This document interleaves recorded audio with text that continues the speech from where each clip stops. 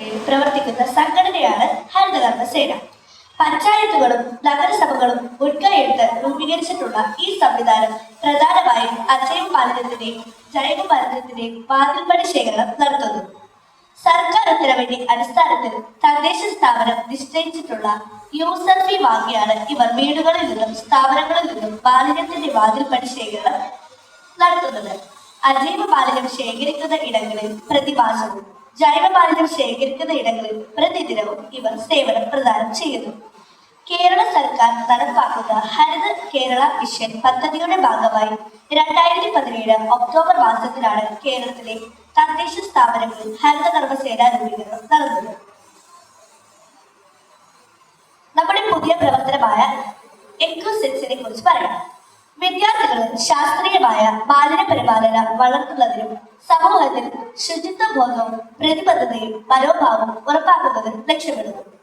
എക്കോസെൻസിന്റെ ലക്ഷ്യങ്ങൾ: വിദ്യാർത്ഥികളിൽ ഉത്തരവാദിത്വമുള്ള ഉപഭോക്തൃ സംസ്കാരം, ശാസ്ത്രീയ പാഴ്വസ്തു പരിപാലനം, മാലിന്യത്തിന്റെ അളവ് കുറയ്ക്കാൻ തുടങ്ങിയ വിഷയങ്ങളിൽ താല്പര്യം വളർത്തിയെടുക്കുക. മാലിന്യ പരിപാലനവുമായി ബന്ധപ്പെട്ട നിലവിൽ നേരിടുന്ന പ്രാദേശികമായ വെല്ലുവിളിക്ക് പരിഹാരം അന്വേഷിക്കുക, കണ്ടെത്തുക. സുസ്ഥിര വികസനത്തിനുള്ള പ്രതിബദ്ധതയും മനോഭാവവും വിദ്യാർത്ഥികൾ വളർത്തുക.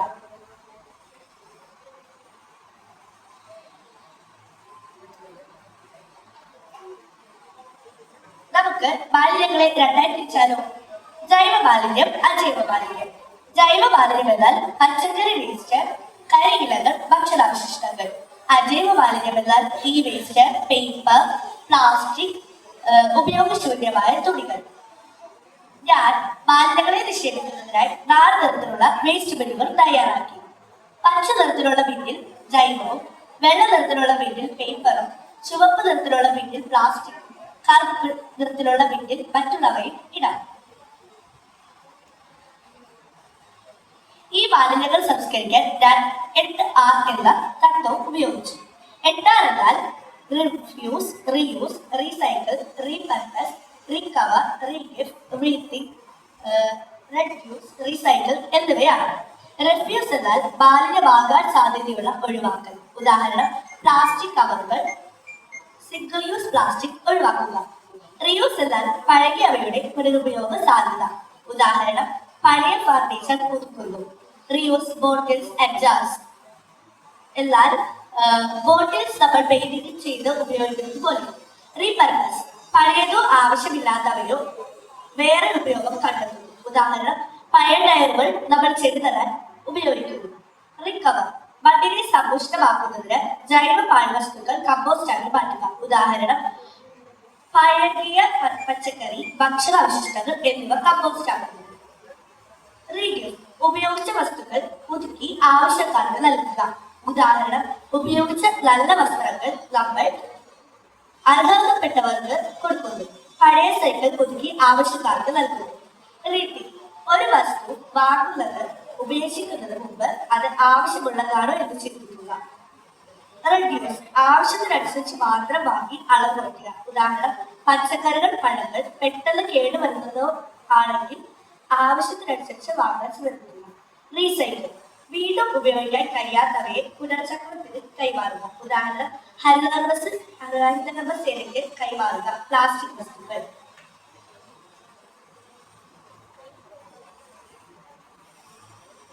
ജൈവ മാലിന്യം നമ്മുടെ വീടുകളിലെ ഭക്ഷണ മാലിന്യവും മീൻ വേസ്റ്റും ഒക്കെ നമ്മൾ എന്ത് ചെയ്യുന്നു?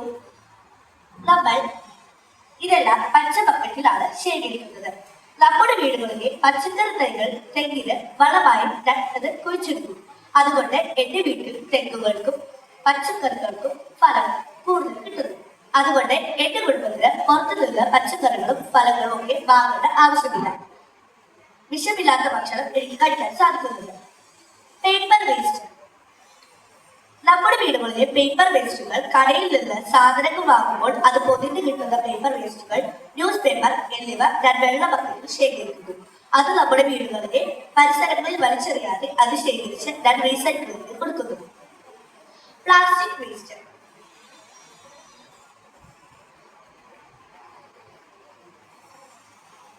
വേസ്റ്റ് നമ്മുടെ വീടുകളിൽ ഏറ്റവും കൂടുതൽ വരുന്നത് പ്ലാസ്റ്റിക് കവറുകളാണ്. അത് നമ്മൾ മീൻ, ഇറച്ചി, പാൽ, എണ്ണ എന്നിവയുടെ കവറുകൾ കഴുകി വൃത്തിയാക്കി ചുവന്ന ബക്കറ്റിൽ ശേഖരിക്കുന്നു. പല സാധനങ്ങളും നമ്മൾക്ക് കിട്ടുന്നത് പ്ലാസ്റ്റിക് കവറുകൾ ആണ്. അതെന്റെ വീട്ടിൽ ഓരോ കവറുകൾ കഴുകി വൃത്തിയാക്കി 3 തരത്തിലാണ് ശേഖരിക്കുന്നത്.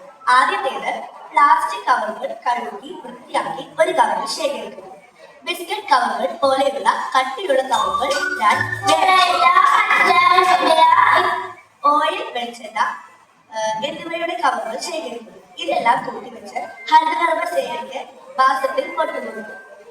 അതുകൊണ്ട് പ്ലാസ്റ്റിക് മാലിന്യം ഒന്നും തന്നെ വലിച്ചെറിയുന്നില്ല. വീണ്ടും പരിസരം നന്നാവുന്നു. ഞാൻ കടയിൽ പോകുമ്പോൾ തുണിസഞ്ചികൾ ഉപയോഗിക്കാൻ ശ്രദ്ധിക്കുക. അപ്പോൾ നമ്മുടെ പ്ലാസ്റ്റിക് മാലിന്യങ്ങൾ കുറയുകയും ചെയ്യും.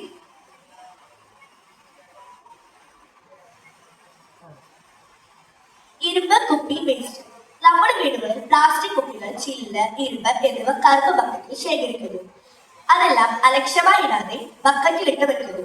പുനരുപയോഗത്തിന് നൽകുന്നു. അതുകൊണ്ട് ഞങ്ങളുടെ വീടും പരിസരവും വൃത്തിയായി സൂക്ഷിക്കുന്നു. ഉപയോഗശൂന്യമായ തുണികൾ. ഞങ്ങൾ ഉപയോഗിച്ച് നല്ലതായ തുണികൾ സ്കൂളിൽ ഡ്രസ് ബാഗ് കളക്ഷൻ നൽകുകയും അത് ഞങ്ങളുടെ സ്കൂളിൽ നിന്ന് അർഹതപ്പെട്ടവരിലേക്ക് എത്തിക്കുകയും ചെയ്തു.